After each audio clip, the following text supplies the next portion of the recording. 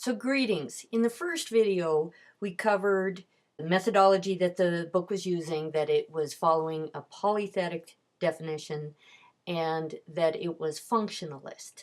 So that that allows you might see yourself therefore being able to, pull forward, here's our Buddhism, and we can look at this one, and then you can pull forward this one, and that what I can evaluate here is what kind of work is going on, what are people doing, and that I'm not here to say, oh look, this one had more God stuff happening in it, because that's beyond what I can convey. That's not something I can test, and it's not something I can teach you the skills to test. It's just beyond me. I leave that to the theologians. But what we can do then is work that any of you who ever looks around at your world can do, which is, let's analyze the work going on in the community. So this is about pages 3 to 7, and their approach to the sacred is also, therefore, going to be polythetic and functionalist. They're going to look across the different traditions without telling you, oh, this sacred is the right sacred. And they're going to look at, wow, how does sacred work? How does it work in language? How does it work in ritual? How do we see something that is sacred across all the traditions? And if so, how do we know that? So that's a pretty interesting question. Let's try to unpack it a little bit. I'm going to give you a couple of moments here of Buddhist monks to think, and then we're going to come back to them in a minute, to think about what does it mean to approach different religious traditions and ask about how the sacred is at work in them. So here we go.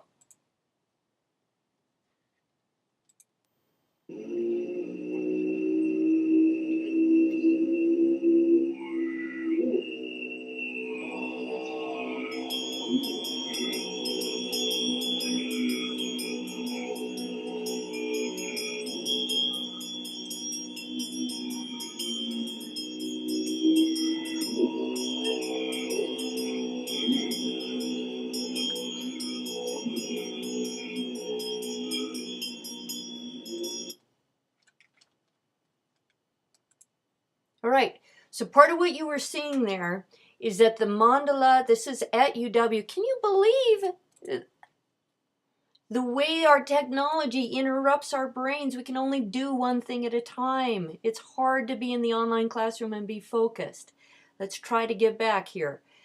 That the mandala was completed, and you're seeing the head monk beginning the process of destroying the mandala.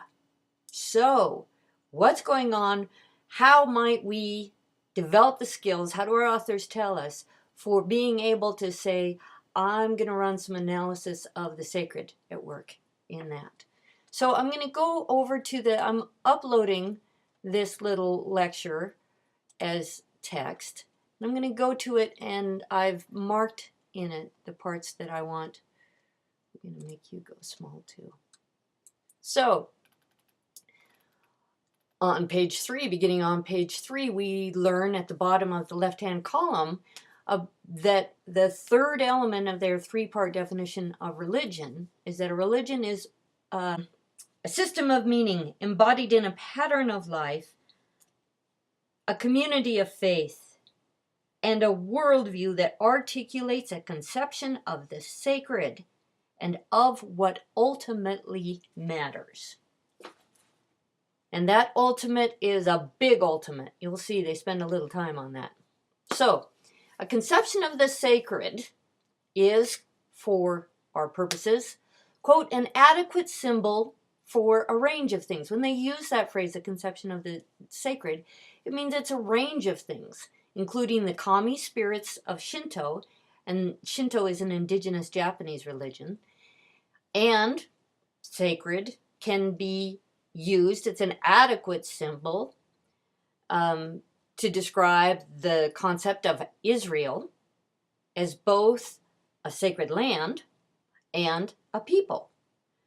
So let's unpack that. The word sacred is a symbolic word that we will use in the comparative study of religions to refer to things as varied as a spirit that is understood to reside in a Japanese landscape, an ancient Holy Land, and a people in their self-understanding of their relationship to a monotheistic divinity.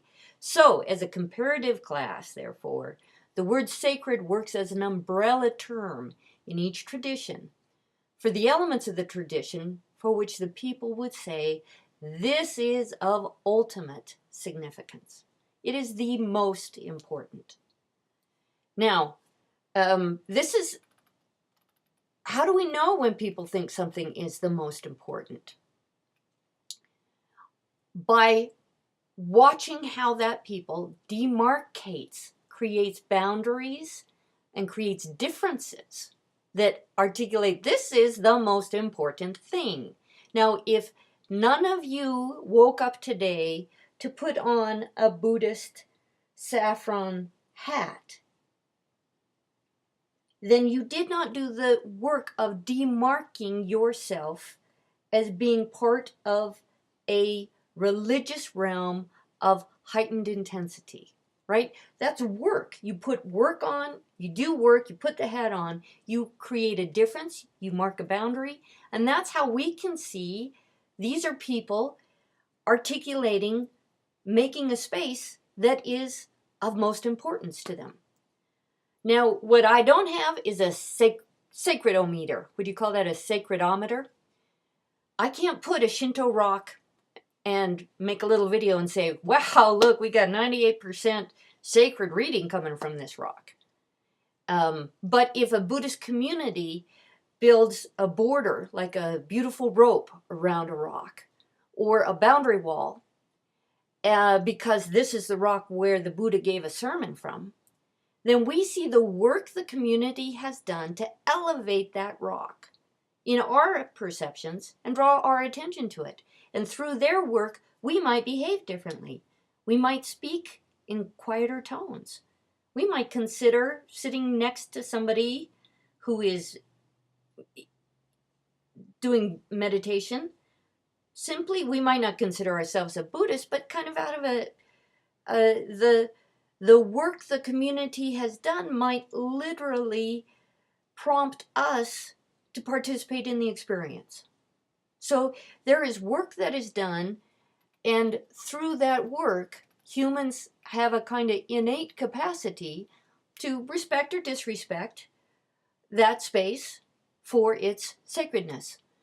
When the monks came into the forum there at the UW, you can see that there's a kind of articulation of a space and an activity that is considered of ultimate significance, of heightened significance, and people are responding, right? Nobody walked through that and tipped over that table, for instance.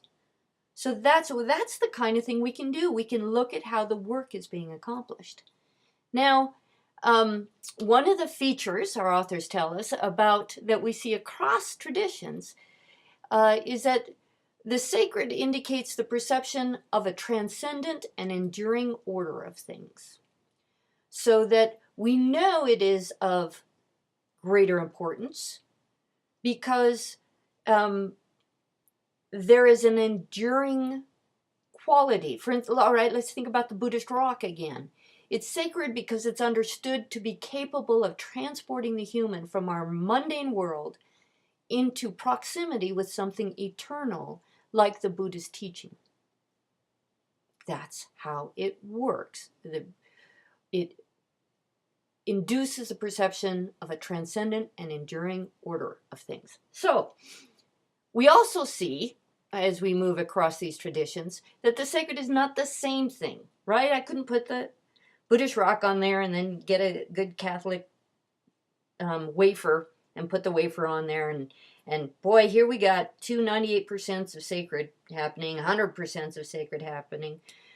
There's not an essence that's the same, but rather the sacred performs a similar function. So remember, we're in a functionalist definition. In the case of Christianity, the sacred helps the self connect to an eternal divine. You take the communion and you are now ingesting the blood and body of Christ if you are a Catholic, and you're connecting to the divine. Whereas with Buddhism, The experience of Buddhist practice is supposed to lead you to a blowing out of the self, like a candle. So the body and soul disappear, and we unite ourselves with absolute nothingness, as our book tells us on page 4. So there's a great difference in the model of personhood in these two traditions. The sacred's not the same. In the first, the person is emphasized as having a personal relationship with the transcendent eternal divine, and in the second, the person is de-emphasized, an effort to get rid of what they consider an illusion of self, of a permanent self, and instead bring you into an experience of impermanence. So that's, the sacred's not the same in these two things, and yet in both traditions what we can do is evaluate the work people do to say, this, the communion's the most sacred, right? We'll build a whole church service leading up to it.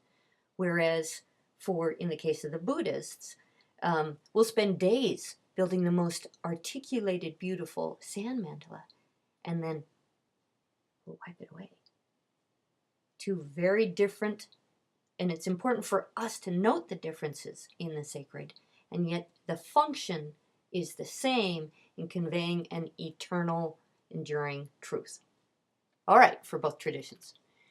Our authors bring in Rudolf Otto, Joachim Bach, and Gerard Vanderloo in their discussion because this is an interdisciplinary approach to religion. And each of these, I can't go into it right here. I go into it in the text. And then this brings us up to how can we speak of the sacred? How is the sacred spoken of? And this brings in the problem of language. How do humans communicate to each other and across time and place regarding the experience of something that cannot be contained in language? If language is a human creation, it isn't up to the task of being a pure representation of an eternal power. So to recap, we have covered in this first video on the sacred how it is a category of analysis that we'll be able to use to look at how each of the traditions prioritizes some elements of life as the most important. That's how we'll define what is sacred to each tradition. That it's not an essence that inheres in things, but rather we are able to evaluate how the community does work that elevates some activities, some people, some rituals, some relationships as being of the most important to them. And in the next little video, I'm going to look at the symbolic nature of language. We'll look at metaphor and sacrament. So let's keep chipping away. Thanks.